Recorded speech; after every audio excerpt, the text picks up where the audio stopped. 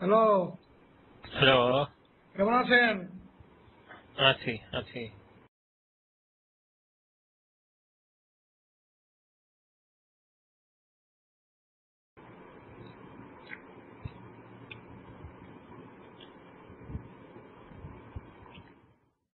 রায়হানের কোনো খবর টবর আছে? হ্যাঁ, রাহাত খুবই অ্যাক্টিভ এখন। সে তার যে কাজগুলো করে, ওয়েবে কাজগুলো করে, সে একটা পর একটা রেফারেন্স দিচ্ছে। কালকে আমরা এটা কথা বললাম এই ফ্রেমওয়ার্কটা নিয়েও, ইন কেস এর চার্জটা দিতে হয়। সাইডের কথাটা ফ্রেমওয়ার্ক কি হুম। আসবে না আসবে একটা রাফ স্কেচ তৈরি করা হয়েছে আর কি, যে স্ট্রাকচারটা কি হতে পারে। অথবা কালকে আপনারা আমি স্ট্রাকচারটা পাঠাবো, জাস্ট মানে দেখার জন্য।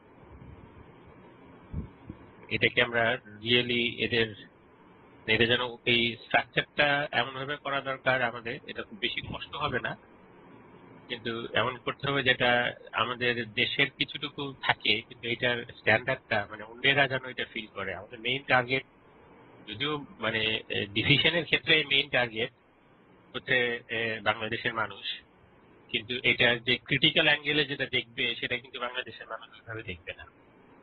হ্যাঁ, তো এই জাজমেন্টটা কিভাবে ওয়ার্ডেড হচ্ছে, কিভাবে স্ট্রাকচার হয়েছে, কিভাবে হ্যাঁ, ফ্রেম সেটা তো ঠিক। হয়েছে, এই জিনিসগুলো কিন্তু আমাদের লোকেরা বেশি দেখবে না। আমাদের লোকেরা দেখবে যে আপনার কনক্লুশনটা কি হয়েছে, হ্যাঁ, বড় বড় ফ্যাক্ট গুলা কি হয়েছে।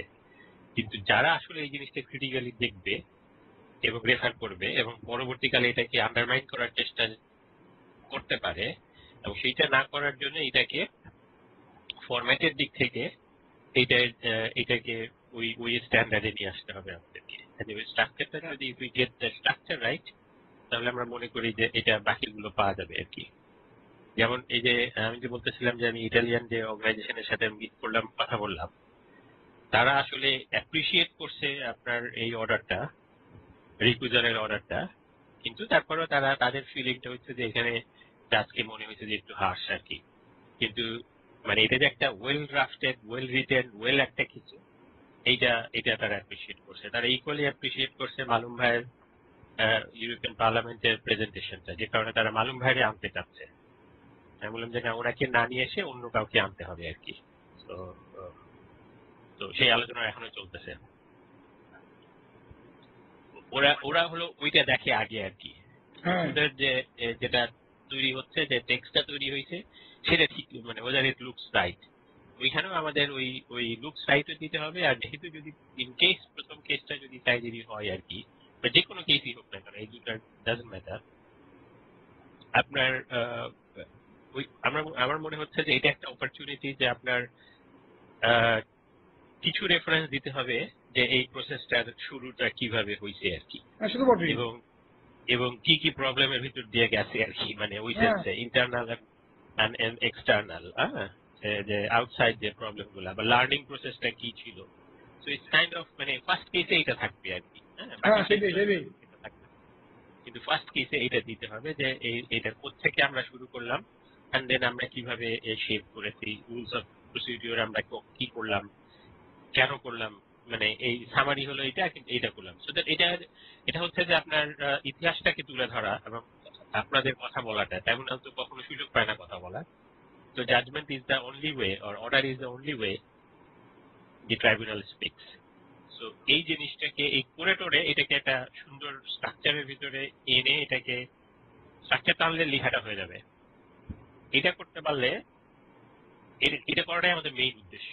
হ্যাঁ, সেটাই সেটাই। ওদের এটা আমরা সেল করতে পারবো ইজিলি। এটা ওদের যে চিন্তা ভাবনা, ওরা যে জাজমেন্ট গুলো পড়ে, একেবারে দেখা যাবে কি ওই জাজমেন্টের সাথে অলমোস্ট খাপে খাপে মিলে যাচ্ছে আর কি, যে ঠিক আছে এরাও তো ঠিকই একই স্ট্রাকচার ফলো করছে আর কি। কিন্তু আমরা যে ওই বাংলাদেশের যে ট্রেডিশনাল ওয়েতে ফলো করি সেই হিসাবে এটা যাওয়া যাবে না, কারণ এই কেসটা সেই কেসগুলো না আর কি। এবং এই কেসগুলোকে ইভেন ইফ ছোট কেস, সাইডের কেস পাতিঘারে লেস লিগেলি কমপ্লিকেটেড, কিন্তু সেটা হচ্ছে লিগেল আলোচনাটা কম হবে সেখানে ওই সেন্সে। কিন্তু তারপরেও তো একটা ডিগ্রি অফ লিগেল আলোচনা থাকতেই হবে আর কি, কারণ এখানে কিন্তু ওই ইস্যুগুলো সেটেল হয়ে যাবে আর কি। হ্যাঁ, এটা যদি ক্রাইম এগেইনস্ট হিউম্যানিটি হয়, যেটাই হয় সেটাই হয়, সেটা সেটা করতে হবে। তো কাজেই এইটা আমরা বোধহয় আজকে আজকে আমি আমি কালকে রাত্রে করছি আর কি একটু। তো এখন এটা কমপ্লিট না। আমি দেখতেছি আমি যে এটা যেভাবে আমি এটা আগানোর চেষ্টা করছি সেটা হচ্ছে যে আমি কয়েকটা জাজমেন্ট, লিডিং জাজমেন্ট গুলো দেখবো, আবার নতুন করে দেখবো যে তারা কিভাবে এটাকে স্ট্রাকচারটা করছে, কিভাবে বুঝাইছে জিনিসটা, এবং কিভাবে শুরু শুরু কি কি দিছে তারা।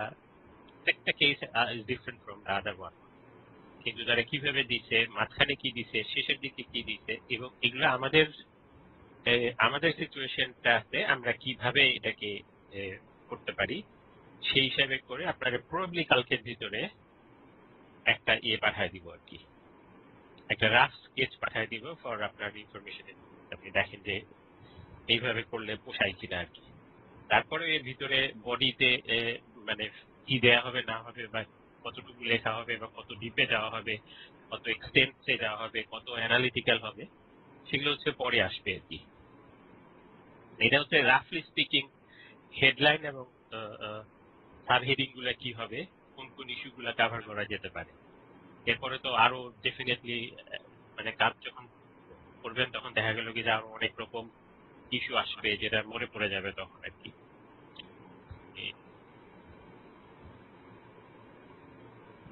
আমরা ওখানে কিছু স্ট্যাটিস্টিক্স আমি দেওয়ার কথা চিন্তা করতেছি, যেমন কতগুলো অর্ডার হয়েছে, কতগুলো রিভিউ পিটিশন গেছে, জাস্ট এরকম।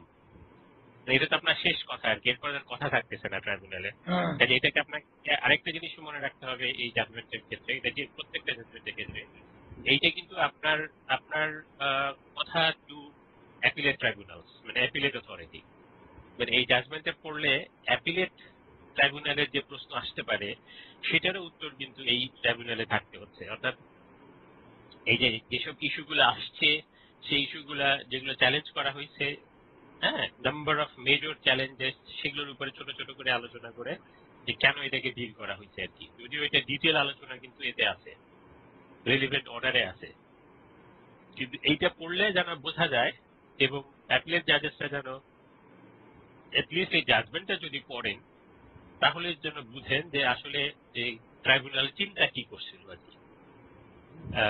প্রত্যেকটা অর্ডারের পিছনে ট্রাইব্যুনালের কি চিন্তা ছিল এবং কি রেশনাল বা কি যুক্তি ট্রাইব্যুনাল ব্যবহার করেছে, এবং সেটা কতটুকু লজিক্যাল, মানে এটা ট্রাইব্যুনাল এই অর্ডারের ভিতরে এইটা মানে জাজমেন্ট এটাও বলে দিতে হবে যে এটা হাউ লজিক্যাল রেশনাল ইট ওয়াজ, আমরা কি কি বিবেচনা করি এইটা নিয়েছি এবং কেন নিয়েছি আমরা।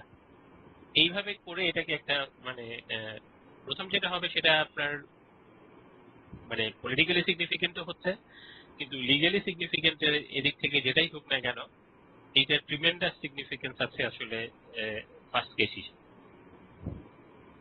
তো ওটা যেটাই হোক না কেন, বাট এটা একটু সময় লাগবে আর কি। মানে এখানে হচ্ছে আমাদের যে মেজর কনসার্নটা হচ্ছে যে ওনারা যে চাপ দিতেছে এটা আমরা এটা রিয়েলি আপনারা ওনাদের সাথে আর বিভিন্ন ভাবে এটা আমাদেরকে যোগাযোগ করতে হবে বা বলে দিতে হবে, বিকজ দিস ইজ সামথিং এইভাবে হাত পা টাইট করে দেওয়াটা ঠিক না।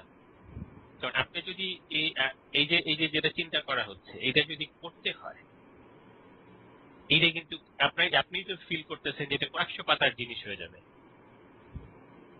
সেই কয়েকশো পাতার জিনিস হলে এটা আপনি 7 দিনের ভিতরে নামাই দিবেন কেমনে করে? প্রশ্নই ওঠে না। এটা কোনো কথা হলো? এই সমস্ত ডকুমেন্টকে কম্পেয়ার করে সমস্ত ডকুমেন্টকে দেখে শুনে এটা তো আর মানে এটা ট্রাইব্যুনালের ব্যাপার, এটা হচ্ছে ফার্স্ট জাজমেন্টের ব্যাপার, এটা হলো জাজমেন্টের ব্যাপার যেটা অ্যাপিলে যাবে। ওনাদের কনসিডারেশনের সাথে এটা আমাদেরকে কোনো অবস্থাতেই ওনাদের টাইম ফ্রেমের সাথে এইটা হবে না, বাট এটা অর্থাৎ এই নয় যে এটাকে দেরি করা হবে। এই জন্য কাজটা এখন থেকে শুরু করে দেওয়া হচ্ছে। কিন্তু একটা স্ট্রাকচার যদি আমরা করে ফেলতে পারি, আমি মনে করি যে বাকিগুলা সবগুলাকেই ওই ওই হ্যাঁ, সে তো বটে, অনেক আগাম যাবে তাহলে।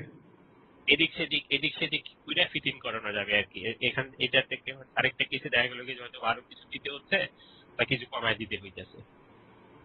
তো এটা আমরা অলমোস্ট যে চার্জের যেভাবে একটা করছিলাম না, আমাদের টেমপ্লেট যেরকম করছিলাম হ্যাঁ আর হ্যাঁ কি হ্যাঁ। চার্জের ক্ষেত্রে, ঠিক ওই চার্জের ক্ষেত্রে টেমপ্লেট যেভাবে এই মোটামুটি ওই একই টেমপ্লেট, মানে ওই রকম একটা কিছু আগে একটা তৈরি করা, তারপরে হলো যে এটাকে করা, ওটা ওটা ওটা ইফেক্টিভলি কাজ করছে আর কি। আর ওনাদের ওই ওই চাপটা আমাদেরকে সহ্য করতে হবে, কিভাবে করব ওই জন্য, বাট ওইটা তাদেরকে বুঝাইতে হবে যে ওইভাবে এটা এটা এরকম মানে একটা না প্রোডাক্ট, মানে না প্রোডাক্ট না যে যেটা জাস্ট আপনি কইলেন আর মেশিন দেওয়া যায় বের হয়ে গেল আর কি। আর এগুলো ওনাদের বোঝার মতো অবস্থা নাই আর কি।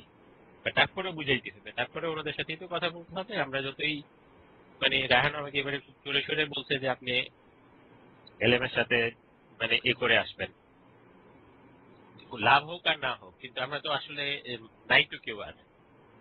এবং যত যত রকম আমাদের যত অ্যাভিনিউ আছে, অন্যান্য যত অ্যাভিনিউ আছে ইনক্লুডিং 1 নম্বরের পর্যন্ত পৌঁছানোর অ্যাভিনিউ, এই সব অ্যাভিনিউ ব্যবহার করতে হবে আর কি। এবং বুঝাইতে হবে আসলে যে রিয়ালিটিটা কি। ওই ওই মানে শুধুমাত্র উইকেন্ডে আইসা কনফারেন্সে গিয়া বা সেমিনারে গিয়ে একটা বলে দিল আর কি, ওইটা হবে না। আর এটা আপনাদের জন্য রিয়েলি, এবং আপনাদের কোনো হ্যান্ড নাই। এই যে কাজগুলো যে করবে, আপনাদের হ্যান্ড নাই, ঠ্যাং নাই, কিচ্ছু নাই। কি করে কি হবে তাদের? আমরা বলে দিবেন যে অন্তত পক্ষে দেখা যায় এই জাজমেন্ট যেভাবে হইতেছে, যা হইছে, এটা 500-700 পাতার করে জাজমেন্ট এক একটা হবে। এটা আপনার এটা মানে মিনিমাম 500 520 হবে। হাউ ডু এক্সপেক্ট এটা ওভারনাইট করে ফেলা হবে? আপনি যদি আমার অর্ডারটা দিতেন, আমি অর্ডার পোর্শনটা করে দিয়ে আমি পরে জাজমেন্টটা লিখে দিতাম শান্তি মতো করে। ওইটা বোধহয় সাহেব সাহেবদের সাথে আলোচনা করে এটা করছে, বুঝছেন? এই যে আইনের এই পরিবর্তনটা, কারণ ওনারা কি বলছে যে আমরা একটা দিব আর কি, দেখেন যে মানে কোনো অসুবিধা নেই, আমরা একসাথে সবই দিতে পারবো, যখন অর্ডার দিব তখন এই জাজমেন্টটা দিয়ে দিতে পারবো। কিছু একটা হয়েছে, মানে এটা তো আপনাদের কাছ থেকেও আসে নাই। না, তো এটা একমাত্র আমার সন্দেহ হচ্ছে ওইটা ওইখান থেকে আসছে। দেখিয়েছি, তাই আর কি।